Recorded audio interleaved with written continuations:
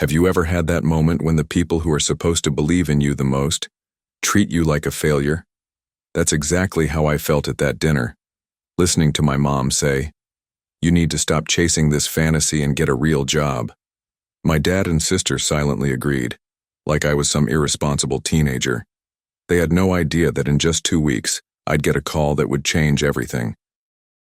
My name is William Parker, I'm 28 years old, and I'm a freelance translator specializing in ancient languages here in Portland, Oregon. My life followed a comfortable routine. I'd wake up early, review translation projects for universities, and spend my afternoons diving into ancient texts that only a handful of people in the world could understand. I had a tidy apartment downtown, paid my bills on time, and kept a cordial relationship with my family. My dad, a heart surgeon, my mom, a district attorney, and my sister Jessica, a veterinarian, always treated me with that polite respect typical of well-structured families. On the surface, we were a functional family. Sunday dinners at my parents' house always followed the same ritual: conversations about work, vacation plans, and those casual comments about my career that I had learned to ignore. "William's translating some interesting texts for the university," my mom would say to guests, with a smile that never quite reached her eyes. Jessica would usually chime in with something like, "It's impressive how he can understand those ancient languages." But there was always a pause before the word impressive that never went unnoticed. My dad would just nod and quickly change the subject to something more relevant. I'd eat my dinner, join the conversation when needed, and head home without much fuss. My specialization in ancient Middle Eastern dialects kept me steadily employed, even if it wasn't the most lucrative field. Universities from across the country reached out to me for manuscript translations. Museums asked for help with artifacts, and occasionally a private collector would come to me with an interesting project. The work was solitary, but I enjoyed the peace it brought. I spent hours decoding texts in Aramaic, medieval Latin, and lesser-known languages that gave me my edge. It was a simple, predictable life that made me feel like I was contributing to something greater than myself. I had no big ambitions, just the desire to keep doing what I loved. But then I started noticing little things that caught my attention. Some of my university projects were being reviewed by people I'd never heard of, and certain translations I considered routine sparked unusual interest from clients. Jessica had casually mentioned that some of her colleagues at the hospital had asked about my work after she brought up my area of expertise. Weird, I thought. Veterinarians interested in ancient languages. They were subtle signs, nothing alarming at the time, but they started forming a pattern I couldn't completely ignore. The bomb dropped on a Wednesday in March, during what was supposed to be a normal family dinner. My mom served the main course and, without any warning, announced she had scheduled a family meeting to discuss my professional future. "William, we've talked and come to the conclusion that you need a change of direction in your career," she said, using that formal tone she usually reserved for the courtroom. My dad pulled an envelope from the folder next to his chair and slid it across the table to me. "I made some calls at the hospital. There's an administrative position that would be perfect for you to start a more solid career," Jessica added with a smile that tried to be encouraging. "This is a real opportunity, William. You can't keep playing with ancient texts forever." Inside the envelope was a formal job offer, complete with salary details and benefits. They had planned everything without asking me, as if I were some irresponsible teenager who needed to be steered in the right direction. "We know you have talent," my mom continued, "but this hobby with ancient languages isn't a real career. You're wasting the best years of your life." My dad nodded, slipping into that doctor posture he used when explaining difficult diagnoses to patients. "Son, we love you and we want what's best for you. But look around. You're almost 30 and still living like a college student." The word hobby echoed in my head like a slap in the face, reducing years of specialized work to some childish pastime. I looked at those 3 faces I had known my entire life, hoping for some sign that they understood what my work meant to me. But all I saw was the cold determination of people who had already made a unilateral decision about my life. "You've already decided for me," I said, more as a statement than a question. "We decided for you because clearly you're not capable of deciding for yourself," Jessica replied, with the brutal honesty that had always defined our family. My mom leaned in, taking on the posture of someone doing a hard but necessary favor. William, you need to choose. Take this opportunity and build a real life, or keep chasing this fantasy and lose our support. The word support landed like a thinly veiled threat. I picked up the envelope, looked at the carefully crafted job offer, and felt something break inside me for good. I understand, I said, folding the papers and slipping them into my pocket. There were no screams, no tears, no dramatic arguments, just the heavy silence of a family that had crossed a line from which there was no return. I finished my dinner in silence, helped clear the table like I always did, and said goodbye with a thanks for dinner that came out colder than I intended. On the drive home, one thought crystallized in my mind. They had completely underestimated who I was and the value of what I did, but that would be a lesson they'd learn the hard way. For the 3 days following that dinner, I moved through my apartment like a ghost. I didn't answer calls from my family, didn't open the messages flooding my phone, and canceled 2 translation projects I had scheduled for the week. But beneath that apparent silence, my mind was running in overdrive. I grabbed a notebook I usually used for research notes and started making lists, not of grudges or resentments, but of concrete facts about my career, my projects, and especially those strange signs I had noticed in recent weeks. Something bigger was happening with my work, something my family had no idea even existed. If they wanted to underestimate the value of ancient languages, I was going to prove them dead wrong. I began systematically reviewing every project I'd taken on over the past 6 months. I created a detailed spreadsheet with clients, types of translations, and especially those cases where my work had triggered unusual follow-up interest. A pattern began to emerge. 3 different universities had requested projects involving specific Middle Eastern dialects, all tied to highly precise historical periods. Even more intriguing, 2 of those universities had followed up with questions about my availability for larger scope projects, something that had never happened before. It wasn't paranoia, it was method. My academic training had taught me to spot patterns where others saw only coincidence. I called Dr. Harrison, my former graduate advisor at Portland State University, and scheduled a casual lunch.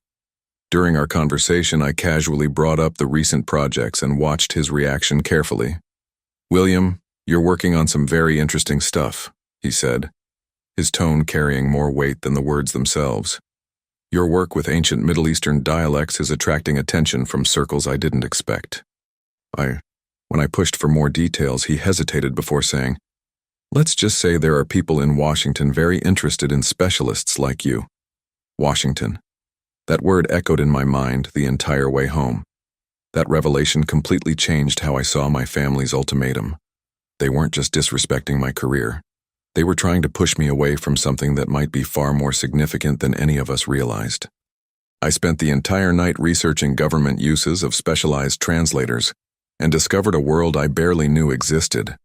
Federal agencies regularly hired linguists for sensitive projects, especially those with expertise in ancient languages that could be key to understanding historical documents or intercepted communications.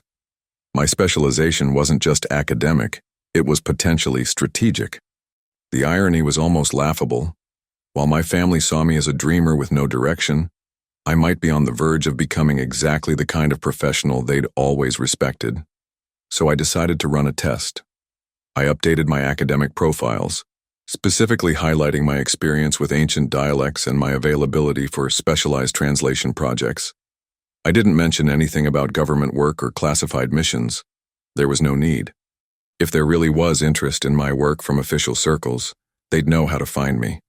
I also began meticulously documenting every recent project, building a portfolio that showcased not only my technical skills, but also my reliability and discretion. While my family probably thought I was sulking at home, I was actually preparing for an opportunity they couldn't even imagine. What fascinated me most was how this situation revealed a fundamental truth. My family had judged my value based on completely flawed standards. They measured success in terms of salary, social status, and conventional respectability, without understanding that some of the world's most valuable skills don't fit neatly into those boxes. While they were offering me an admin job at a hospital, I might have been under quiet consideration for roles that required a level of expertise fewer than 100 people in the country possessed. My revenge wouldn't be shouting or arguing. It would be letting the facts speak for themselves. And if my gut was right, those facts were about to speak very loudly. The call came in on a Friday at 9:47 a.m., while I was having my second coffee and reviewing a text in Aramaic. Mr. Parker? This is Dr. Catherine Wells from the Department of Linguistic Studies at George Washington University. I'd like to speak with you about a potential job opportunity you may find interesting. Her voice carried that measured formality I'd come to recognize from high-level clients. But there was something else, a subtle urgency that instantly caught my full attention. Would it be possible to meet in person? I'd rather discuss the details face-to-face. 2 hours later, I was sitting in a downtown Portland cafe, watching a middle-aged woman approach my table. She didn't look like a typical university professor. There was something in her posture, in the way her eyes scanned the room, that hinted at a very different background. "Mr. Parker, thank you for coming on such short notice," she said, sitting down and placing a discreet folder on the table. "First, I need you to know that this conversation is strictly confidential. Can you agree to that?" When I confirmed, she continued, "Your work with ancient languages has attracted the attention of some very specific people in Washington. I'm not actually from George Washington University," she said bluntly. "I work for a federal agency that occasionally needs experts in ancient languages for sensitive projects. Your recent work, especially with Middle Eastern dialects, demonstrates exactly the kind of expertise we're looking for." She opened the folder and pulled out several sheets that looked like ancient transcripts. "Do you recognize any of this?" As I looked at the documents, my heart began to race. These were fragments in dialects I had studied extensively, but in contexts I had never encountered before. "These texts were intercepted during a recent operation," she explained, watching my reaction closely. "We need someone who can not only translate them, but also understand their historical and cultural implications. This isn't just about turning words into English, it's about understanding intent, context, and hidden meaning." She paused, letting the weight of her words settle. "Mr. Parker, we're talking about a secret government mission that could have serious national security implications. Your family might not understand the value of what you do, but we understand it perfectly." The mention of my family caught me off guard. "You know about—" She nodded. "We do our homework, Mr. Parker. We know you're going through a rough patch with them, that they don't value your work. But what they don't know is that you've developed one of the rarest and most valuable skill sets in the country." She leaned in slightly. "How many people in the world do you think can fluently translate the dialects you specialize in? Fewer than 50. And how many of those have security clearance or are willing to work with the government? Maybe 10. This project involves documents uncovered during an operation in the Middle East," she continued, lowering her voice. "Texts that appear to be codes or instructions written in ancient dialects, but with modern applications. I can't go into detail here, but I can tell you your translations will be critical to understanding the intent of certain organizations." She slid a card across the table. "This is my direct contact. If you accept, you'll be taken to a secure facility where you'll be fully briefed on the mission." I picked up the card and noticed there was no university logo, just a name, a phone number, and a Latin phrase I recognized instantly: "Veritas vos liberabit." The truth will set you free. "There's one thing I need to make clear," she said, gathering the documents. "This job isn't just about translation, it's about justice. The texts you'll analyze could help prevent actions that would endanger innocent lives." Her words carried a weight that made the decision feel much bigger than simply choosing a job. "Can I ask how you found me?" I said. She smiled for the first time since arriving. "Your academic work, your museum translations, your reputation among experts. But what really stood out was your discretion. In every project you've handled, you've shown absolute confidentiality and professionalism. Those qualities are rarer than you might think." She stood up, preparing to leave. "Think it over, Mr. Parker, but don't take too long. Some opportunities don't wait." After she left, I sat there for over an hour, trying to process what had just happened. My family had given me an ultimatum based on the belief that my work was meaningless, a glorified hobby I needed to abandon. But the reality couldn't be more different. I was being recruited for a mission that could have national impact, using the very skills they deemed useless. The irony was so sharp it almost hurt. While they offered me an administrative job, the U.S. government was offering me a chance to serve the country in the most specialized way imaginable. On the drive home, a crystal-clear realization formed in my mind. This wasn't just about proving my worth to my family anymore. It was about accepting a responsibility that went far beyond personal matters. If those texts truly held information that could prevent tragedy, then my decision wasn't just about me. It was about using my talents for something greater, something that gave real meaning to the years I spent studying languages others had long written off. That night, before going to bed, I looked again at the card Dr. Wells had given me. The weight of that small piece of paper represented far more than a job opportunity. It represented the chance to discover that my passion for ancient languages wasn't just valid, it was potentially vital to protecting innocent lives. My family had completely underestimated me, but people far more qualified to assess my worth had reached a very different conclusion. It was time to decide whose judgment I would trust. Their betrayal had been painful, but it was about to reveal something they could never have imagined. The son they wanted to fix was being invited to join a mission that required the very expertise they considered worthless. And when the time came to tell them about my new role, I'd do it with the same cold respect they showed me at that dinner. Some lessons are learned the hard way, and my family was about to learn one of them. I called the number on Dr. Wells's card the next morning at exactly 8 a.m. "Mr. Parker, we were expecting your call," she said with a tone that suggested my decision had already been anticipated. "Can you be at the Portland airport by 2 p.m.? There's a flight to Washington that will take you directly to our facility." When I confirmed, she added, "Bring only what you need for 3 days. Everything else will be provided." 2 hours later, I was packing a small bag, feeling a mix of nervousness and excitement I hadn't felt in years. My life was about to change completely, and this time, it would be on my terms. The flight to Washington felt surreal. There were no other passengers on the small jet, just me and 2 federal agents who introduced themselves only as Smith and Johnson. During the flight, they briefed me on basic security protocols and had me sign a stack of confidentiality documents that made it clear I was entering entirely new territory. "Mr. Parker," Smith said, "what you're going to see in the next 72 hours cannot be discussed with anyone.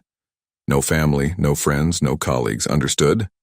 I signed the papers, fully aware I was crossing a line with no return. The facility was located in a rural part of Virginia, disguised as an agricultural research center. On the inside, however, it was clearly a high-level intelligence operation. I was led to a secure room where I met Dr. Robert Stevens, the mission coordinator. "Mr. Parker, welcome to Project Rosetta," he said, shaking my hand. "We have a very specific problem, one that we believe only someone with your expertise can solve."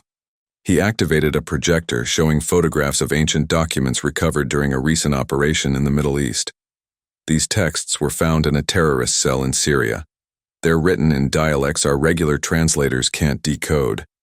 "What makes these documents special," Dr. Stevens continued, "is that they seem to contain instructions for something that's going to happen in the coming months. These aren't historical writings, they're operational plans disguised as ancient texts." He handed me gloves and allowed me to examine the originals. I immediately recognized elements of archaic Aramaic, mixed with dialects I had studied in 7th century manuscripts.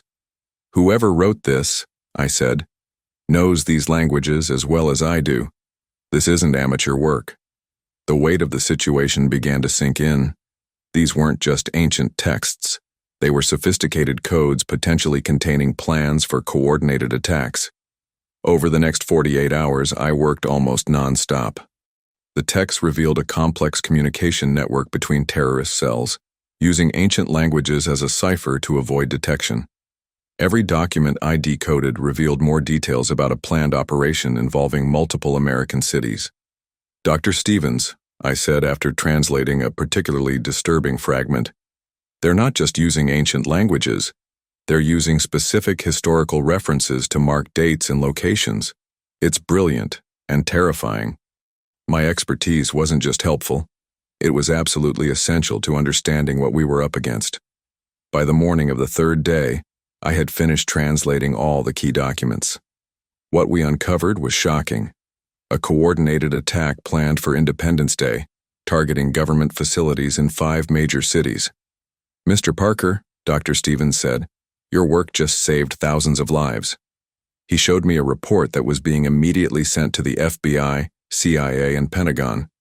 "Without your translations, we would have had no idea about the scale or timing of this operation."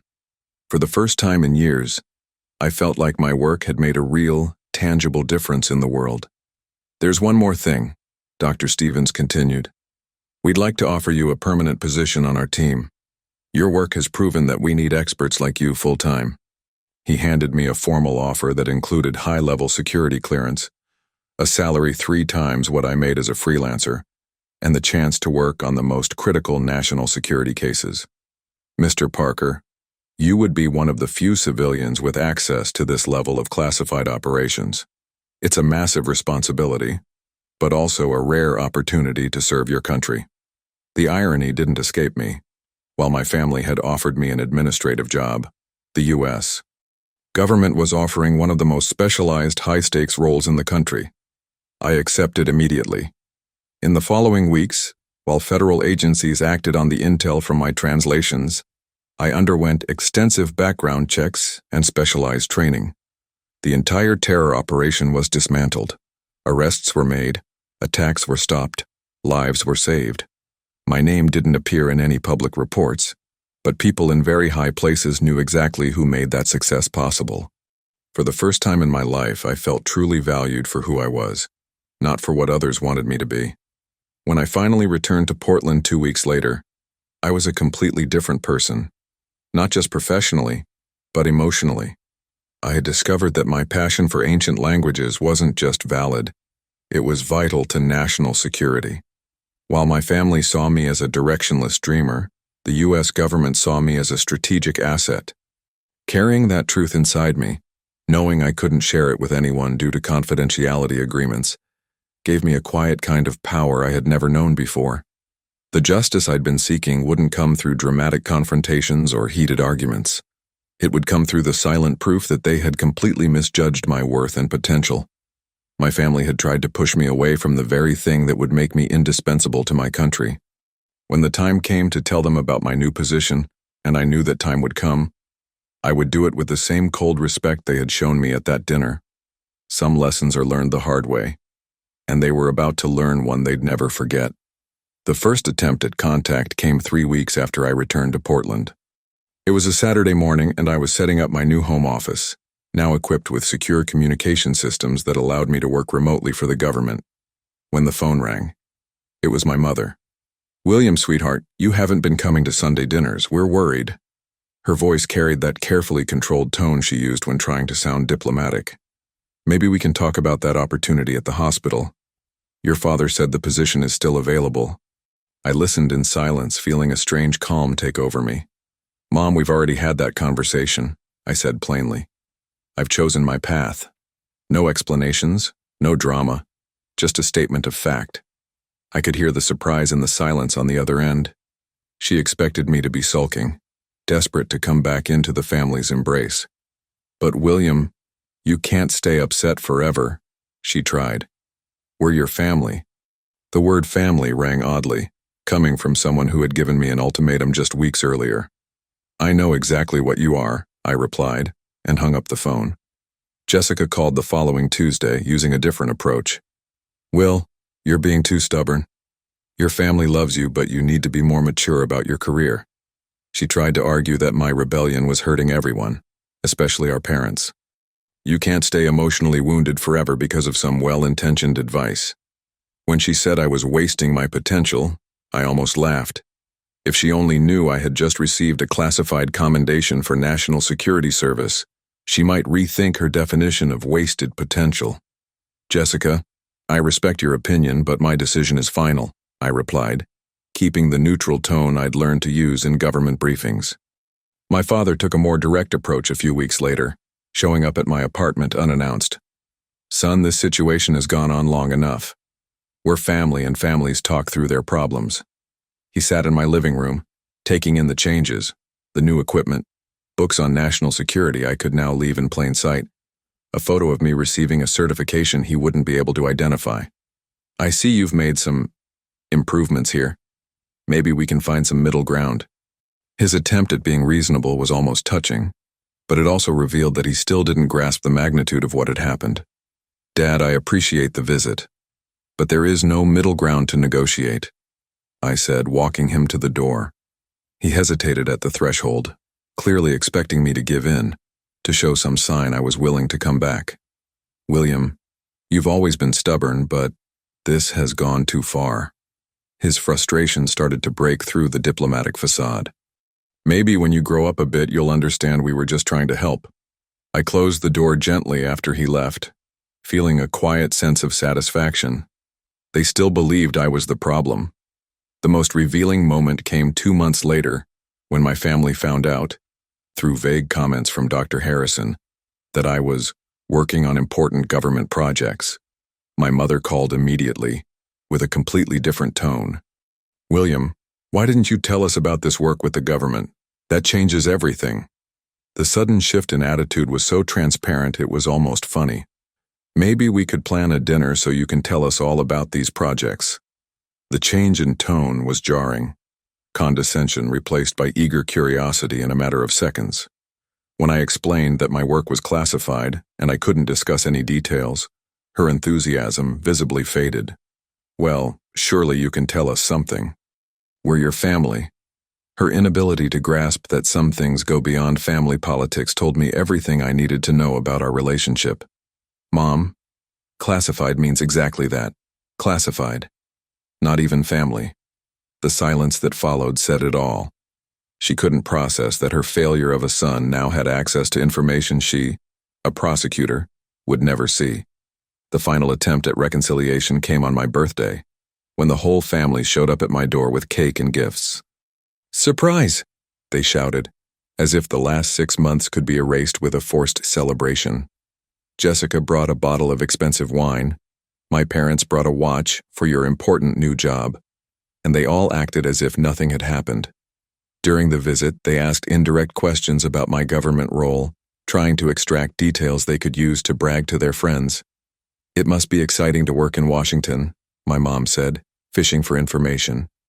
I imagine you know some very important people, my dad added, showing sudden interest that hadn't existed when I was translating dead languages. It was clear they weren't interested in apologizing or acknowledging their mistakes. They just wanted to be associated with my success. The betrayal was complete. They had judged me when I didn't fit their standards, and now they wanted to reap the social benefits of my achievements without owning their role in the fallout. It's an interesting job, I replied, offering no details. But classified is classified. They laughed nervously, still hoping I'd crack. After they left, I sat on the couch and looked at the gifts they'd brought. There was no anger, no sadness, just a crystal clear understanding of who they really were. The next day I wrote a polite but firm message. Thank you for visiting yesterday, but I need to make it clear that our family will be going separate ways from here on out. I wish you all happiness and success. There were no emotional responses, no dramatic explanations, just the quiet acknowledgement that some bridges, once burned, should never be rebuilt. Justice had been served, not through revenge, but through the simple, undeniable truth that I didn't need their approval to have value. 6 months later, my life had found a rhythm I never thought possible. I woke up at 6:30 a.m. Every morning in my new apartment in Arlington, Virginia, a simple place but with a view of the Potomac that reminded me every day just how far I had come. My routine consisted of classified government work in the mornings, advanced studies in ancient languages in the afternoons, and physical training in the evenings. It was a structured, purposeful life, and for the first time in years, genuinely peaceful. My work with the government had become more than just a career. It was a calling that gave deep meaning to everything I had studied. Every new assignment confirmed that my specialization in ancient languages wasn't just relevant, it was critical to national security. Colleagues with PhDs from Harvard came to me for insight. Veteran FBI agents sought my input on complex cases. The contrast between this level of professional validation and the constant disapproval I used to receive from my family was so stark, I sometimes wondered how I had tolerated being underestimated for so long. One Thursday afternoon, while sorting through my mail, I came across a letter that would shift my perspective on everything that had happened. It was from a young archaeology professor at the University of Chicago, who had read an academic article I'd published on ancient dialects before my government work began.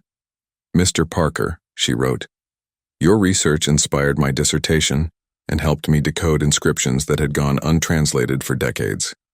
You probably don't even realize the impact your work had, but I want you to know it changed my academic life."